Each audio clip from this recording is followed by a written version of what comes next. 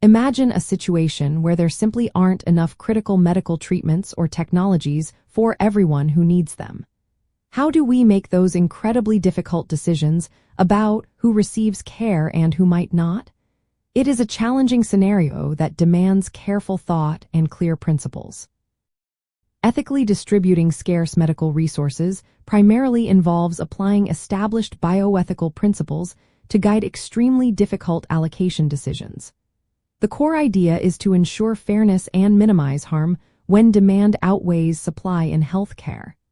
This isn't about personal preference, but about a systematic and justifiable approach. The fundamental principle guiding these decisions is justice. This means treating similar cases similarly and distributing benefits and burdens fairly. However, defining fairness itself can be complex. Other principles like beneficence, aiming to do good, and non-maleficence, avoiding harm, also play crucial roles. They help us consider how to maximize overall good outcomes and minimize suffering, even in limited resource environments. The goal is to establish a framework that is both logical and morally sound. Practically, ethical resource allocation often involves developing clear, transparent criteria that are applied consistently.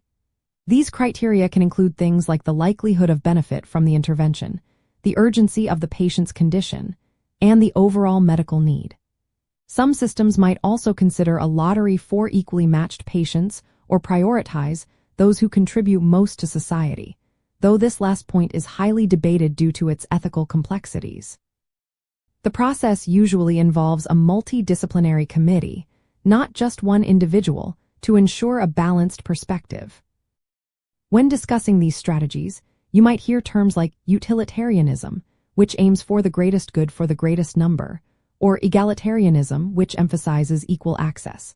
Ethical frameworks often combine elements of these. For instance, prioritizing those with the highest chance of survival and a good quality of life post-treatment often aligns with a utilitarian view, while ensuring everyone at least has a chance, even if small, speaks to egalitarian values. Ethical committees play a vital role in interpreting and applying these nuanced principles. Ultimately, an ethical approach to distributing scarce medical resources relies on transparency, consistent application of agreed-upon principles, and a commitment to public trust. By having clear guidelines and a systematic process in place, we can navigate these challenging situations with as much fairness and compassion as possible, ensuring that decisions are justified, understandable, and defensible to the community.